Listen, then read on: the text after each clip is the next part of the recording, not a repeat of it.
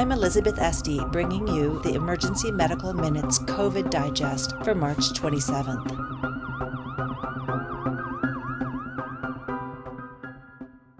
Yesterday, we heard from a Denver area ED physician recovering from COVID. That conversation prompted us to do some research into the current thinking on COVID immunity. We'll also take a look at the possible therapeutic role for serum from patients who have recovered from COVID. But first, the numbers. The numbers today are alarming. The planet now has more than 500,000 confirmed cases of COVID and almost 24,000 deaths. A few hours ago, the United States became the epicenter of this pandemic, surpassing the number of cases in China with 83,800 some confirmed cases. More than 1,200 people have died in the United States of COVID-19. New York City now accounts for almost 8% of confirmed cases on the planet, with 37,000 some cases and 385 deaths. I believe more than 100 people died today of COVID in New York City. Louisiana is emerging as another epicenter in the United States COVID epidemic, with 2,300 confirmed cases and 83 deaths. Washington State, the first state impacted in the U.S., is a relative bright spot in all this, with 3,200 confirmed cases and 150 deaths. Hard to imagine that that's a bright spot. Here in Colorado, we have 1,430 cases with 184 people hospitalized and 24 deaths to date. I urge you to check out the Center for System Science and Engineering at Hopkins. They have an excellent dashboard that can give you a lot more real-time, global, national, and local information on how this virus is impacting humanity. And one of real importance to anyone who works in healthcare. If you've had COVID, can you get it again? There are 2 reports out of Japan of patients with COVID developing the disease again weeks later. Osaka government officials report that a 40-year-old woman tested positive for COVID on January 29th, shortly after taking part in a tour with people from Wuhan. She improved quickly and was discharged from the hospital on February 1st. She developed symptoms and tested positive again on February 26th, so roughly 28 days later. The second Japanese case report presents a similar picture. It's of a 70-year-old man unlucky enough to be on the Diamond Princess, who tested positive on February 14th, left a Tokyo hospital on March 2nd, then fell ill and developed a fever again on March 13th. Again, hard to know if this or similar anecdotal reports out of China represent new second infections or reactivation of disease. Reports from China suggest that some patients do shed virus for up to 37 days, so it may be that this case represents just a single episode of infection. While most patients will mount an adequate antibody response in about 2 weeks, a Japanese immunologist commenting on this particular case speculates that this patient probably just did not manage to do that.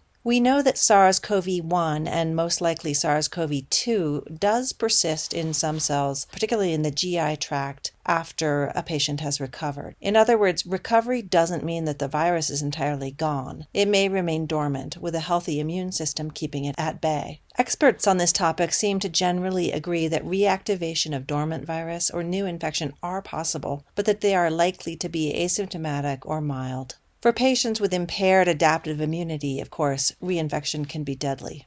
At least one animal study provides some reassurance that we're not all in for recurrent bouts of COVID-19. A team from the Chinese Academy of Medical Sciences in Beijing infected 4 rhesus macaque monkeys with COVID. The 4 monkeys did get sick. They lost weight, had significant viral replication mainly in their noses, pharynx, lungs, and gut, as well as moderate interstitial pneumonia 7 days post-infection. They had high viral loads throughout their illnesses. 2 weeks later, all 4 monkeys felt, or at least looked as though they felt better, and all had circulating antibodies. The researchers tried to reinfect 2 of the monkeys, but both had developed immunity and were unaffected. The authors conclude that the primary SARS-CoV-2 infection can protect from subsequent exposures, and note the vital implications of this study for vaccine design. I do want to note that this is a preprint and was not peer-reviewed, and of course that it's in 2 monkeys. While it is encouraging that COVID does seem to confer protective immunity, it isn't at all clear how long that immunity lasts. There are a lot of coronaviruses around that aren't novel. We know that immunity to at least some common cold coronaviruses may only last a few months. Immunologists generally agree that we just don't know yet what the strength and duration of immune responses to COVID infection will be. We do know that patients who had SARS in 2003-2004 still have detectable antibodies, and a study in 9 healthcare workers who survived MERS in 2013 shows that they still had detectable antibodies 18 months later. For many or most coronaviruses, immunity does wane over the years.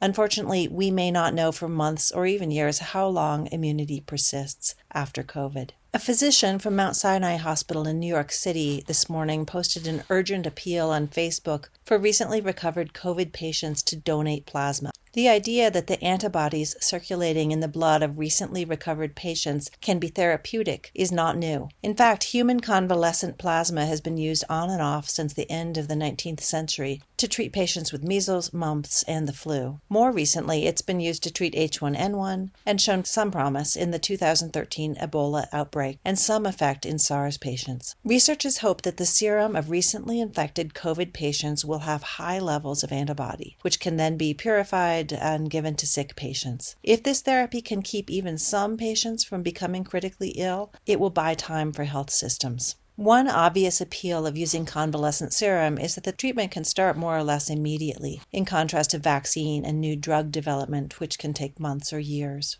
In days and weeks to come, too, obviously, there's going to be plenty of convalescent patients around, making convalescent serum plentiful and cheap. Arturo Casadevall, an immunologist at Hopkins in Baltimore, has been pushing for use of this kind of passive immunity, convalescent serum provides since January. He published an op-ed piece in the Wall Street Journal in late February, which attracted a lot of attention. There are now, in fact, hundreds of researchers working on various aspects of the push to see if this can work. 2 days ago, the FDA classified convalescent plasma as an investigational new drug, which is key because it allows scientists to submit proposals to test it in clinical trials, and it allows doctors access to compassionate use for serious or life-threatening COVID-19 infections, even though it is not yet FDA approved.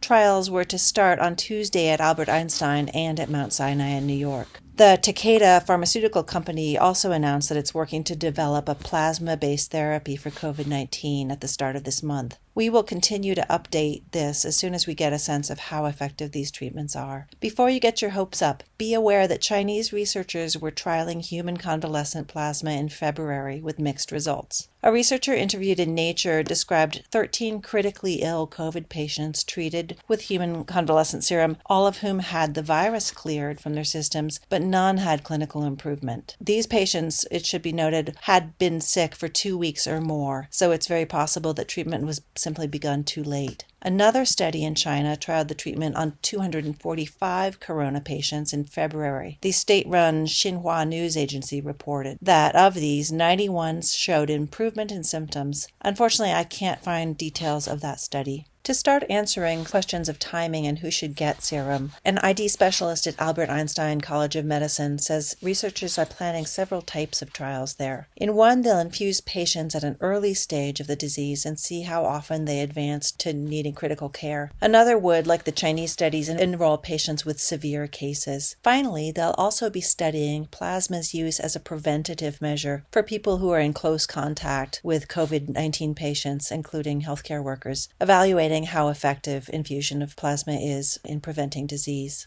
Researchers at Mount Sinai have also just developed an antibody test for the SARS-CoV-2 and have posted the directions online for how to reproduce this test so that labs around the globe can duplicate it. Current tests look for COVID genetic material in swabs from patients' nose and throats. So this is a very different type of test, one that determines whether a patient has been infected and started to mount an immune response. This and similar antibody tests can help identify potential serum donors, but they're also very valuable as public health tools in determining what percentage of a population has been infected. The U.S. has lagged far behind in testing, and we really don't have any idea right now how many of us have been or are infected.